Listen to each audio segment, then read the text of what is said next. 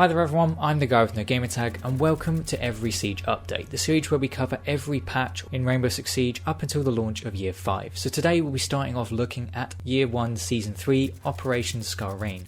So on August 2nd we got patch 4.0 bringing with it the new season, as well as the new operators Capital and Caveira, bringing their tactical crossbow and silent step gadgets respectively. We also got the favela map, as well as the new attachment of the angled grip. This patch also included a massive change to anti-cheat, where Fairfight, which was a server-side only anti-cheat, was replaced with BattleEye, which is an active client-side anti-cheat, which we now have up until today. So this was a major change, just trying to improve cheater detection and working out which players were using extra third-party software to gain an advantage. Then on August 25th we got patch 4.1, which had some pretty important balance changes. The first one being that they reduced the range of Pulse's cardiac sensor and nerfed the weapon swap time. Since the quality of life buffs to Pulse in Operation Dustline, his sensor was now godly. Its 50-meter range gave him a wealth of information, and the very quick swap time between his gadget and his primary weapon meant that he could very quickly peek corners and completely surprise an unknowing attacker, and so it did lead to a lot of frustration for players. Another big balance change was they nerfed the ranges and the hipfire cones of the semi-auto shotguns, except for the sausage. This was in response to the massive meta change after the Super 90 was added. When the Super 90 was first added, it was so blatantly overpowered. It was a hipfire sniper rifle, but then once it was nerfed, players started experimenting with all the other semi-auto shotguns and realised how powerful this weapon class was. So for at least a season and a half, it was a very powerful set of weapon classes. So in this patch they nerfed it to make them more similar to what we see today. They also made an update to the UI so that the red X's on a dead operator's icon were made a little bit more visible. And there were also some notable bug fixes in this patch. Some of the pistols in the game were getting twice as much recoil as they should, and there was also an issue where the angle grip wasn't working properly. Player names would sometimes also be visible through barricades, because at this point player names were still visible when you looked at them, so if you were looking near an enemy their player name would be visible, and sometimes that would clip through a barricade, getting them killed.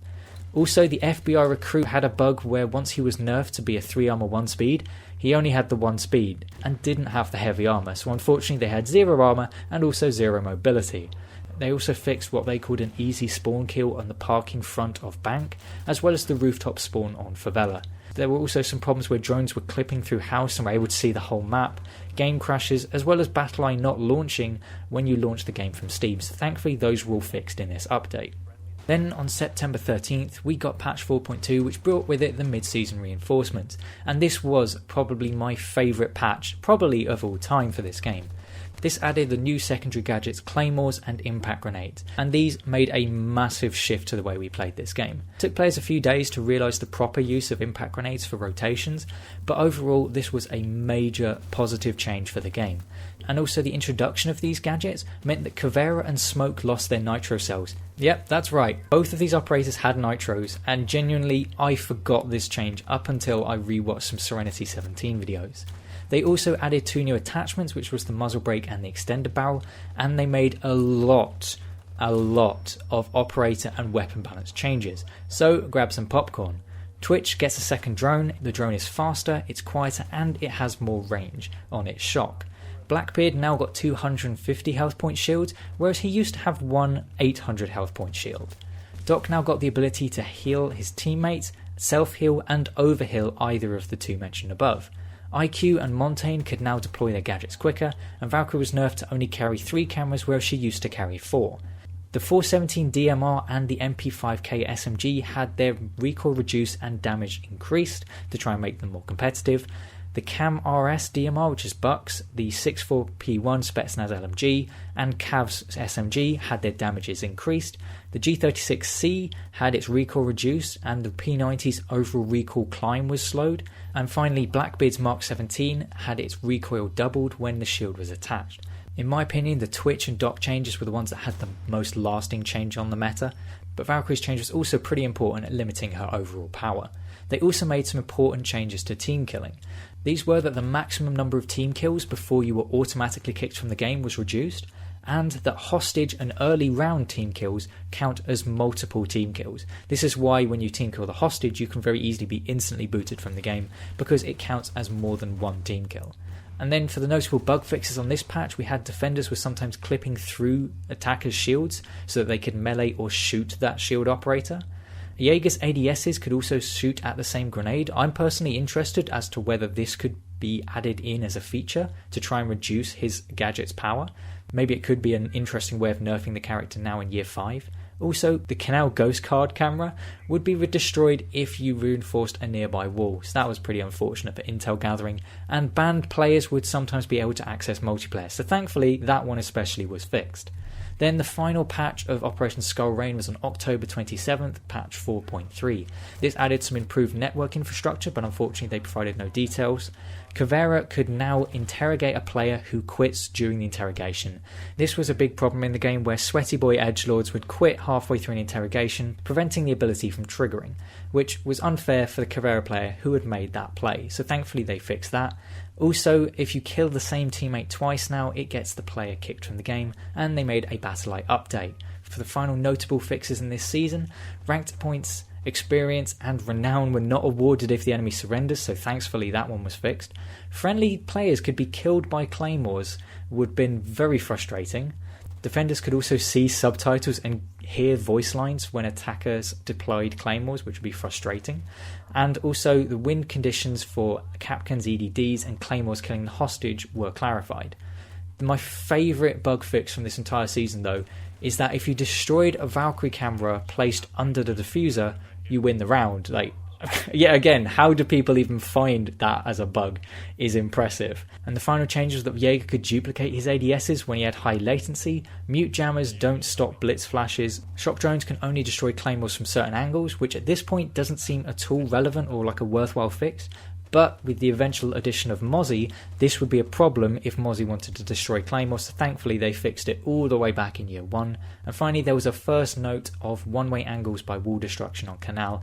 This is a problem where you can destroy certain surfaces and bullets will only pass through the surface from one direction. This actually was quite controversial because there was a Pro League match which involved Vitality having a round win taken away from them because they used a one-way angle in a Pro League match. But thankfully in this patch they started fixing some of these known issues. Then on November 17th we got patch 5.0, which brought with it the launch of Operation Red Crow. This brought with it the new operators Hibana and Echo, bringing with it their X-Kairos hard breaching device and Yokai drone gadgets respectively. This also added the Skyscraper map and was the first season where elite skins were added to the game. This was for Sledge, Thermite and Kapkan, but this is a feature that's continued in every subsequent season. They also added caliber-based destruction to the game, so where high-caliber weapons would create larger holes in soft walls, and this, in my opinion, is a useful and very interesting feature that is now in the game. They also made it so that hitting the arms gave the same damage as hitting the body, and the neck shots now have a headshot multiplier, and unfortunately this was the time in the game where we had the very infamous comment that neck shots are not headshots, when in fact it was simply players highlighting the issues with the netcode in the game. They also reduced the ranked round timer to 3 minutes to try and improve the pacing of the games and prevent attackers just waiting outside for the first couple of minutes and waiting for the defenders to peek. And they also made it so that the playtime of a player no longer affects their ranked MMR. So up until this point, if you played the game for longer, it would actually boost your MMR slightly higher. So thankfully they reduced that change. And also they removed headshot multipliers on shotguns, which would sometimes lead to a one-shot kill to the head at extreme ranges. They also made it the much needed nerf by removing the SMG-11 ACOG. Up until this point, this secondary was a primary weapon in fact. It was just a little sniper rifle, its high rate of fire and manageable recoil just meant it was a headshot machine, so thankfully they changed it. They also extended the 2-shot range of Caveira's Louison pistol. They nerfed the damage on Blackbeard's Mark 17 and Capital's Para 308 assault rifles, and they made it so that GSG-9 recruits have 2 barbed wire, whereas it used to be 3. The notable bug fixes in this patch was that impact grenades were not always destroying both sides of a wall. My personal favourite in this patch was there was a bug where the attackers would win a round of secure area if a defender kills the last attacker when the objective is almost secure. That must have been very frustrating for the defending team to lose that round, but it's quite amusing to read back. The hostage also would sometimes be grabbed through a hole which was too small for a player to vault through. That feels like a combination of Yoink and the Homer Simpson meme. And players also were vaulting into the boat on House, which was thankfully fixed. There were some problems where level objects and claymores weren't visible from a distance, and there was a instant spawn kill at the shooting range spawn on Hereford, which was thankfully fixed. Then on November 22nd we got patch 5.1. This was a considerably smaller patch. This removed vote to kick from ranked, and it increased the number of votes required to vote kick someone in casual. This was a much needed change because unfortunately the griefing we still see in casual to this day used to also be able to happen in ranked. Clutch and kick was at a whole new level. Some of the notable fixes in this update was that the destruction by impact grenades was inconsistent between clients. Also, a couple of fixes for the X-Kairos was that it was causing freezes on the PlayStation 4, and in the aunt's bedroom room on Favela, the X-Kairos pellets would detonate instantly. And there were also some issues with the stun on Echo's yokai drone, as well as some issues with collisions with the drone on Cafe. Then on December 15th we got patch 5.2, which brought with it the mid-season reinforcement, and it brought with it one of the best changes to Rainbow Six Siege, which was that Tachanka got his shield rework. It also brought with it one of the worst changes brought to Siege, was it added Bartlett University. Why? Unfortunately, this was a map that the community had been asking for since the game was released. I think I might have even been one of the people saying that, and we very soon learned to regret that decision, and eventually, as we all know, this map was then removed even from the casual map rotation. They also gave a buff to Fuse, where he had 3 Fuse charges instead of 2, as well as making it now that it increased the maximum range of the gadget and added a non-lethal damage. Up until this point, Fuse's gadget was incredibly binary. If it hit someone, it would kill them.